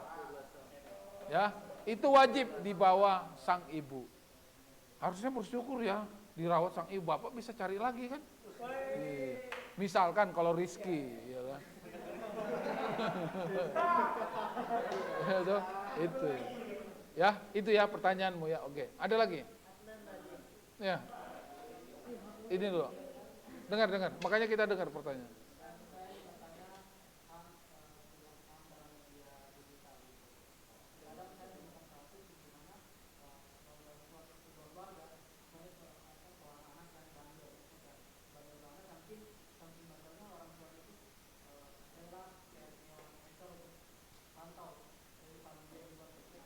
Nyewa hacker. Enggak nyewa hacker.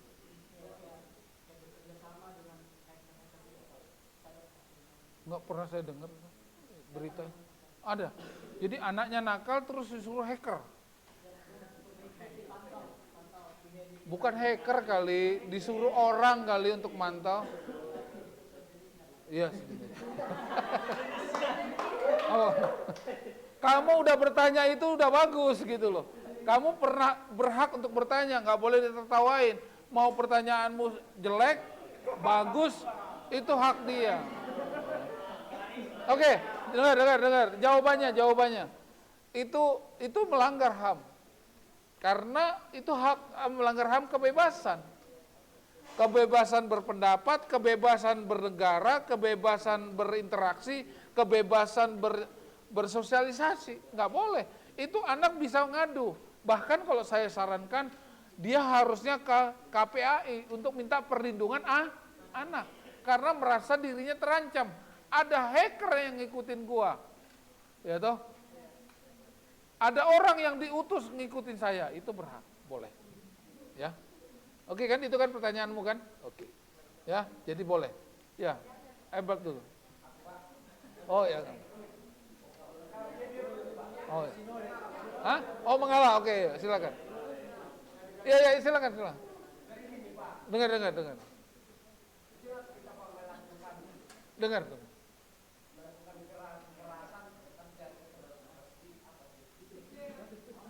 Hah? Melakukan kekerasan gimana? Dengar, makanya saya nggak dengar kalau berisik. Ke siapa? Kekerasan ke siapa?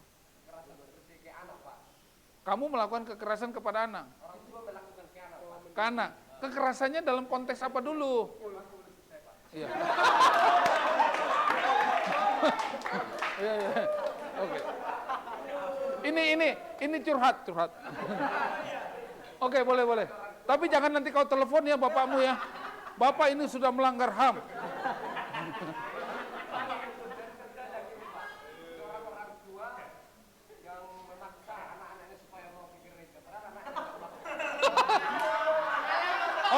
Oh itu aja ya, itu aja. Dengar.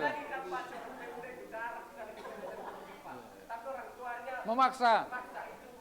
Iya. Enggak, gini.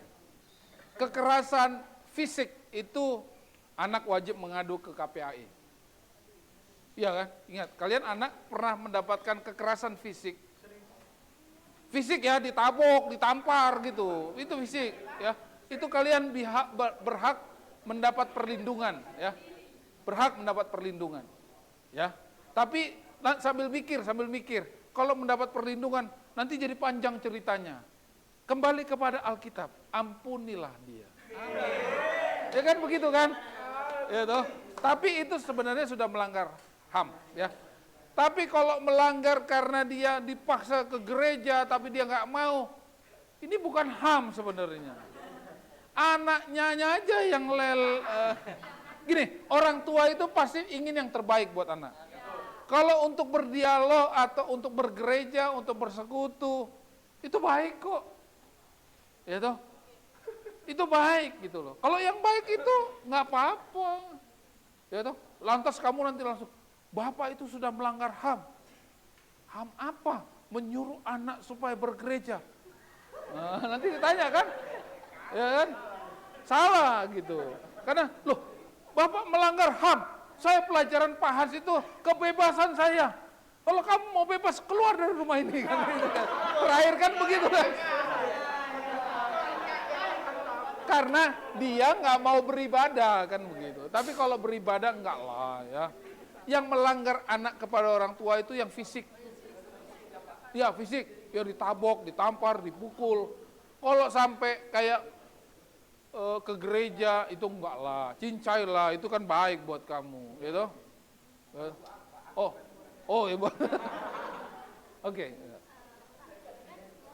Dengar. Ya. Dengar, oke.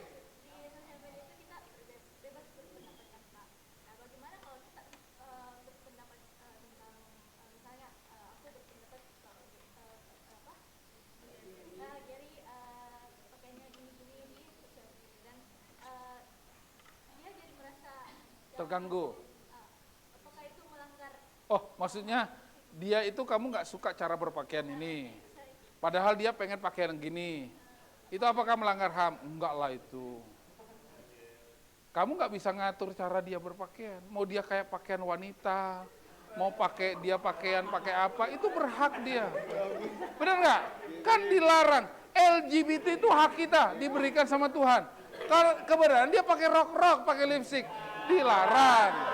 Gini, misalkan dilarang, ya toh, dengar. Kita jadi panjang waktunya kalau kalian enggak ini. Dilanggar sama dia. Ya toh, dilanggar. Dia merasa enggak nyaman. Saya enggak enak bawa ajak kamu ke mall. Kalau kamu dandanannya kayak perempuan, gantilah. Loh, hak saya dong. Mau saya pakai apa kek?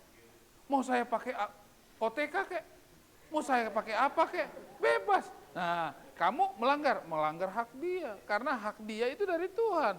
Dia mau pakaian kayak apapun nggak boleh kita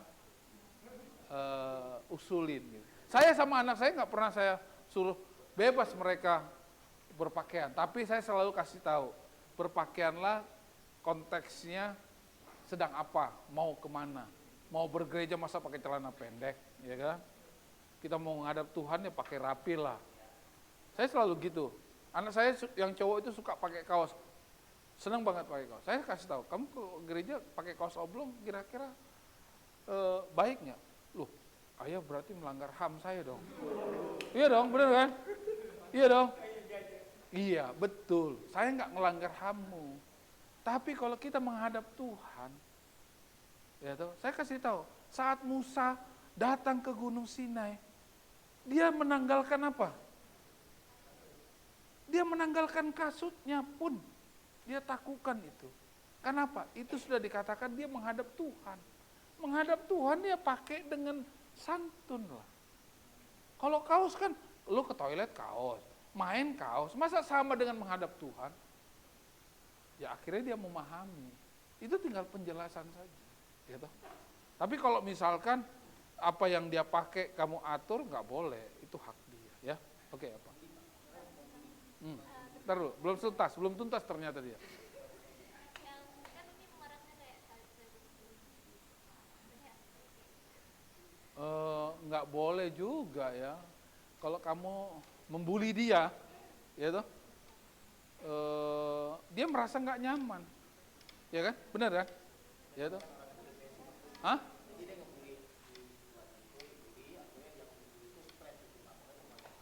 Oh iya dong, itu nggak usah, kamu nggak usah stres aja udah melanggar HAM, apalagi stres. Dia nggak stres aja udah melanggar HAM. Kalau apalagi dia stres, itu sudah melanggar HAM dan perasaan. Oke, siapa lagi? Ya,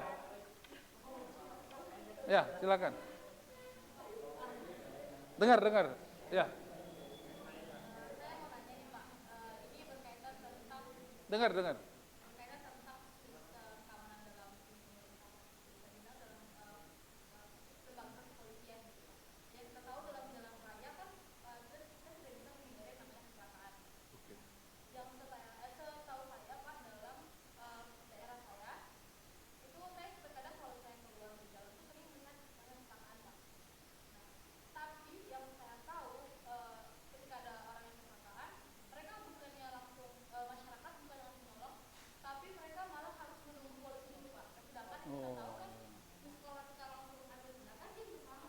Betul, malah jadi nonton doang ya.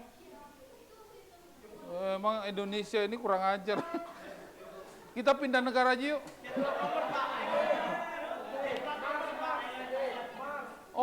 Orang kecelakaan, saya bingung, orang kecelakaan bukan ditolong, dilihat dulu. Apalagi kalau ada Rizky lewat, lihat plat nomornya. Oke. Kalau menang togel buat bayar semesteran. Oke, ntar saya jawab dulu. Ya memang uniknya masyarakat kita begitu ya. Prinsip saya dalam hidup saya, kalau ada orang kecelakaan, saya nggak pakai menunggu, mobil saya pinggirin, saya selalu gotong. Orang itu saya bawa ke rumah sakit. Itu beberapa kali saya lakukan. Karena orang akhirnya cuma nonton, nunggu polisi. Sementara nafasnya udah ngap-ngapan. Udah Senin Kemis. Nunggu polisi dulu datang. Mungkin kalian akan mengatakan, saya khawatir Pak kalau bawa dia nanti saya jadi tersangka. Pikirinnya nanti dulu. Kan dalam kita sebagai warga negara dan dia punya hak kebebasan untuk ditolong, maka kita tolong dulu dia. Masa masyarakat nanti akan ditanya lantas dia nolong kita, kita jadi tersangka gitu ya. Iya Pak, pertanyaan waktu saya tolong, pertanyaan di ATM saya nggak ada duit Pak. Bingung saya mau nolong, ya taruh aja dulu. Bawa dulu. Begitu bawa investigasi, orang tuanya di mana, alamatnya di mana, betul nggak? Minimal lo telepon, kasih tahu. Tertolong nggak itu nyawa? Tertolong. Itu, ya. Jadi memang merubahnya nggaklah gampang, ya. Tapi ada juga seperti itu. Tapi kalau saya kembali kepada kita pribadi, janganlah dibiarkan, ya. Sampai gitu. Oh, lanjut. Ya, kamu kan nanya.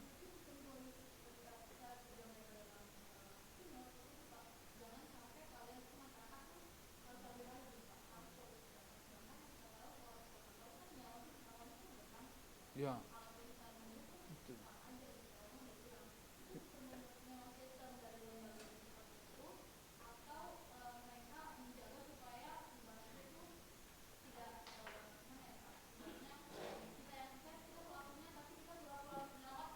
Gini. Lihat dulu case-nya. Kalau misalkan tabrakan, kemudian orang itu bisa duduk, ya cuman luka-luka aja, ya tunggulah aparat, itu benar ya. Atau kamu sebagai anak Tuhan datang, jangan tumbang. Artinya ikut membantu, ya. Tapi kalau kita jadi anak-anak Tuhan, kalau dia udah terkapar, ini kan kita bicara terkapar, udah ibarat itu ya kita harus selamatkan nyawanya. Lu nggak usah pikir panjang, bawa aja dia. Ya. Aturan sebenarnya aturan lalu lintas itu tidak seperti kalau kita warga negara menolong orang itu nggak disalahkan kok. Ya.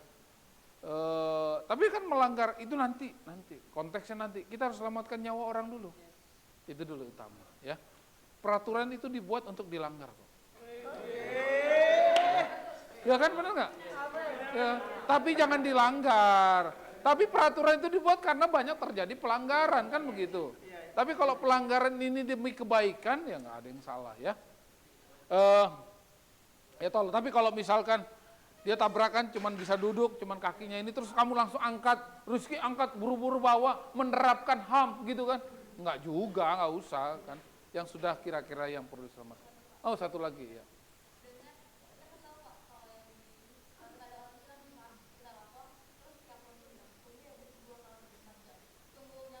Oh iya.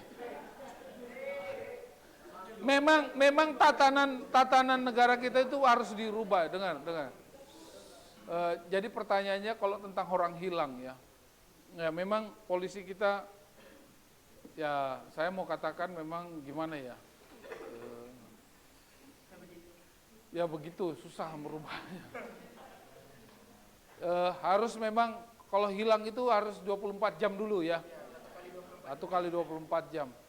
Setelah itu juga nanti belum tentu dicari. Tapi gini, prosedurnya kita jalanin dulu. Karena kita kan warga negara yang taat hukum kan.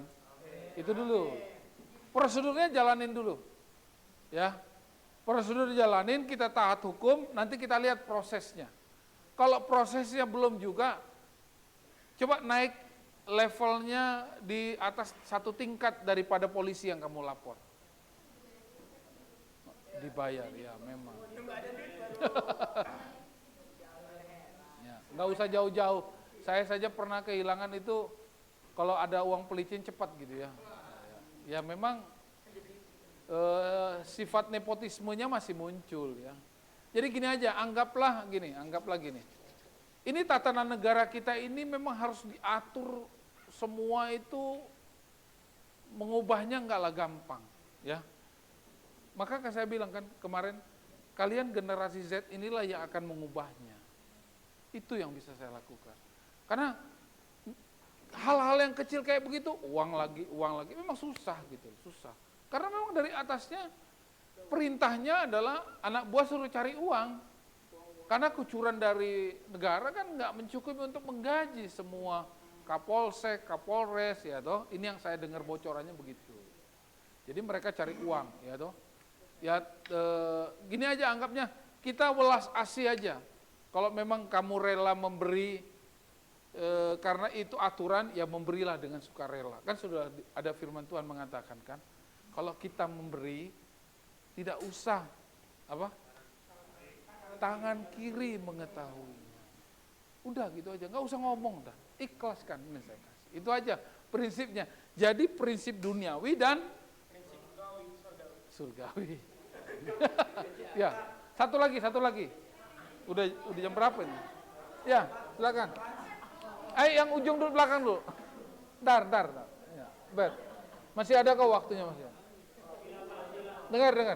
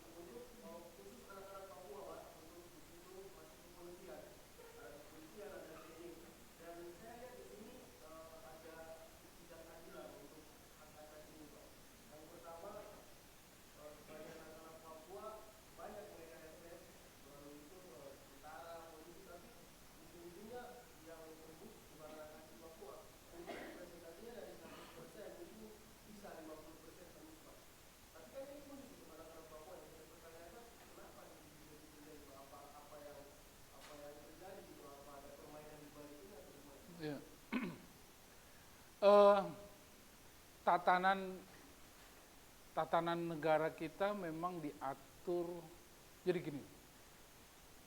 Albert suatu saat jadi presiden. Kamu tidak akan bisa mengubah tatanan aturan. Dengar. Kamu tidak akan bisa merubah tatanan aturan negara dalam tempo cepat.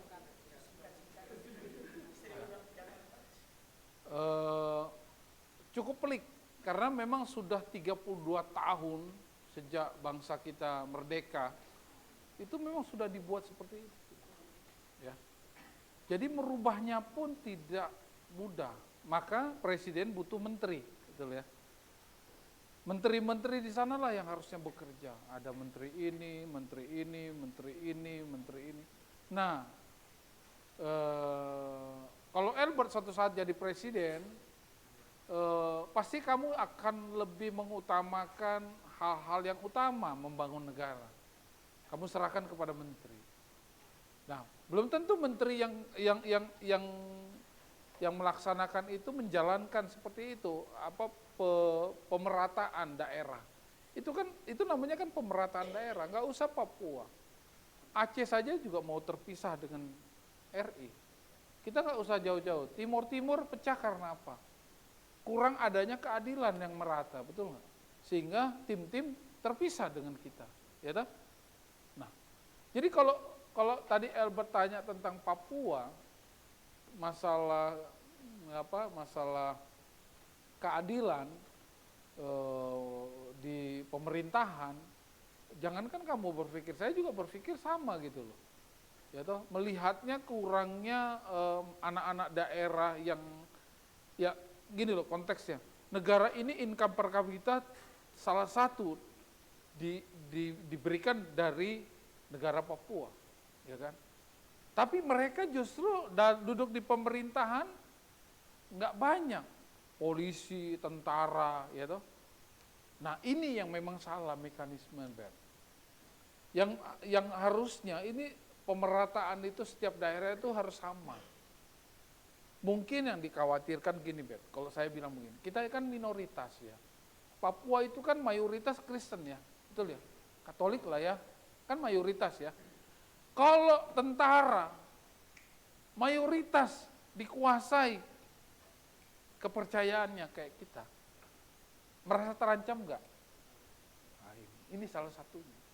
Jadi selalu kita ditaruh di kaum minoritas agar tidak menguasai.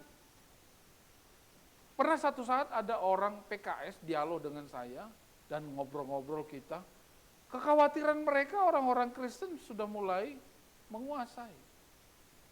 Masih ingat Ahok? Masih ingat ya? Kenapa dia dihantam tidak bisa naik? Dan selain non pribumi juga Kristen. Padahal dulu jika bakal jadi presiden itu biasanya dari gubernur di DKI. Itu kan rata-rata kan. Makanya dia pada saat itu dihantamkan dengan kasus-kasus yang ada. Yang dia tanpa duga loh itu kasus. Karena kaum minoritas itu tadi. Jadi nggak salah, nggak kalau saya katakan ya susah juga kita mau rubah karena kita kaum minoritas. Yang sekarang yang dilakukan oleh pimpinan negara kita ya saya lihat pembangunannya saja. Ya, sudah Papua sudah dibuat pembangunannya sudah mulai merata walaupun tidak bisa dibuat lebih kepada pemerintahan. Makanya saya bilang periode pemilu tahun depan pakai hak pilihmu memilih pemimpin yang betul-betul orang yang memfuni kayak Pak Jokowi, itu keren. Ya, jangan mau terima amplop ke gereja. Oh ya, lagi. Saya saja sudah berulang kali di info-info itu lagi marak tuh. Datang ke gereja, ya toh. Padahal kita konteksnya itu dia dari gimana, datang ke gereja dikucurkan berbagai untuk dukung. Nanti datang dalam perhelatan kekristenan, datang. Ya, jadi ya dipahamin aja Jadi kalau kita melanggar HAM ya melanggar sebenarnya ya. Karena itu hak kebebasan, hak mereka untuk mendapatkan atau hak mereka untuk kaya. Hak atas harta benda betul. Mereka berhak kok itu hasil bumi mereka, tapi bagaimana? Ya, kita kembali lagi kaum minoritas ya. Itu jawaban saya. Yang lain? Waktunya jam berapa nih? Ini udah lewat. Saya ambil kesimpulan, besok kita lanjut lagi. Oke, saya ambil kesimpulan. Karena makalah ini juga belum selesai. Ini aja belum kita tuntasin. Ya. Saya ambil kesimpulan bahwa gini. Kita belajar HAM ini tujuannya satu. Agar kita tahu hak kita. Betul nggak? Hak kita ini dari mana? Bukan dari negara. Ya. Hak kita itu dari Tuhan. Kalau di sisi negara, hak kita dari Tuhan itu apa? HAM. Ya. Apa itu HAM? Hak asasi manusia. Pergunakanlah hak itu dalam kalian bermasyarakat, dalam bernegara, dalam lingkungan. Pinter-pinterlah pakai hak itu. Pergunakanlah lembaga-lembaga yang mendukung dan melindungi hak kita. Yaitu lembaga-lembaga apa? Salah satunya KPAI. Ya, itu salah satu yang melindungi kita untuk menggunakan HAM itu. Jangan sampai diperebutkan. Jangan merasa terancam. Warga negara, kita sebagai warga negara berhak, ya toh, berhak menerima apa yang menjadi hak kita. Makanya luar biasa sebenarnya. Sebenarnya bukan hanya berpikir gini, hak kita itu hak terima uang, terima gaji, terima upah, terima itu banyak sebenarnya hak kita dari negara diberi. Cuman kita nggak tahu untuk kita manfaatkan. Salah satunya hak kita yang luar biasa, yang saya juga baru sadar beberapa bulan yang lalu yaitu HAM ini. Ya, ini kita pergunakan. Dan polisi dan aparat pemerintah tahu hak ini yang kita miliki dan itu pergunakan dengan baik.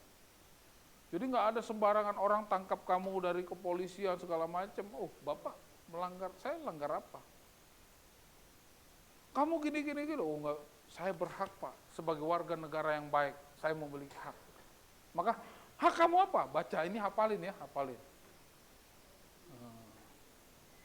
Saya merasa dianiaya. Gitu. Itu ada hak, dilarang melakukan aniaya dan berbagai ragam. Nanti kita akan bahas Selasa depan. Oke? Siap ya? Oke. Ini makalahnya tumben hari ini cuma berapa slide. Ternyata teman-teman banyak yang bertanya. Ya, saya senang lah merespon dengan baik ya. Oke? Setuju? Tetap semangat ya. Kalian jadi hamba-hamba Tuhan nantinya. Saya cuma mau kasih tahu bahwa hamba Tuhan itu tidak harus jago Alkitab. Tidak harus jago PL dan PB. Tidak harus jago Yunani, Ibrani. Sampai Septuaginta pun kalian jelajahi. Sejarah Alkitab jelajahi. Bukan itu. Ya. Tapi jadilah anak-anak Tuhan yang memahami budaya, memahami dalam bermasyarakat, ya toh? Karena kita berada di lingkungan negara. Kecuali kalau kita berada di lingkungan negara yang memang mayoritas adalah Kristen. Kita di dalam lingkungan negara yang punya aturan. Jadi berwarga negaralah dengan baik. Oke ya? Setuju? Kita berdoa ya. Griffin, doa.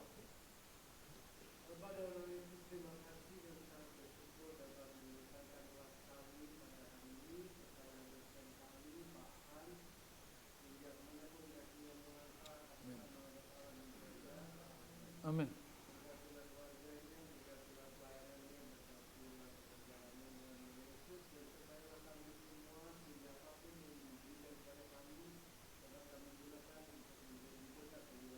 Amin. Amin.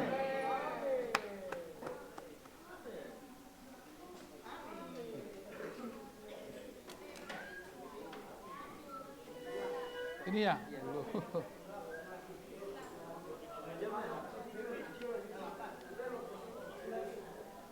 Ini jadi Alfa ini ya, Daniel Eban ini nggak datang ya, nggak datang ya.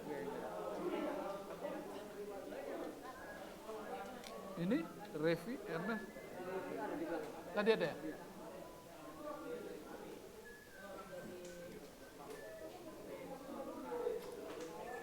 Sama tanda tangan ini. Oh iya.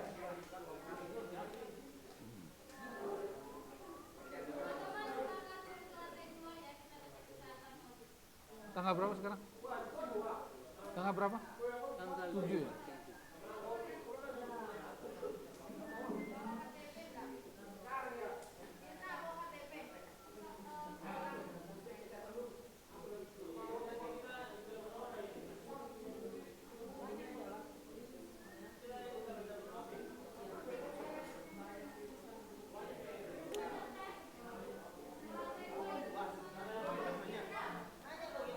Kasih ya. Ini ya. Kita coba.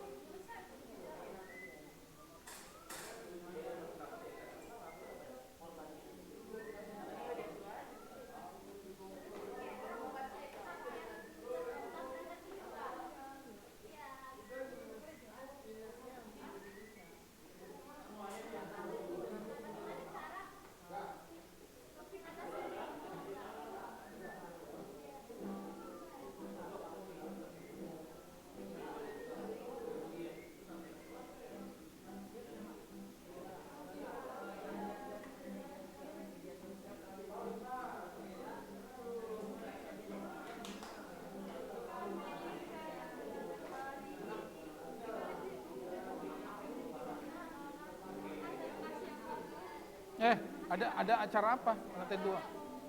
Pak, ada dari pihak puskesmas mau Oh. Pak, jadi Oh, semua diperiksa ya? iya Pak, kesehatan dapat vitamin. Oke, bagus. Makasih ya Pak. Ya, makasih sama-sama ya.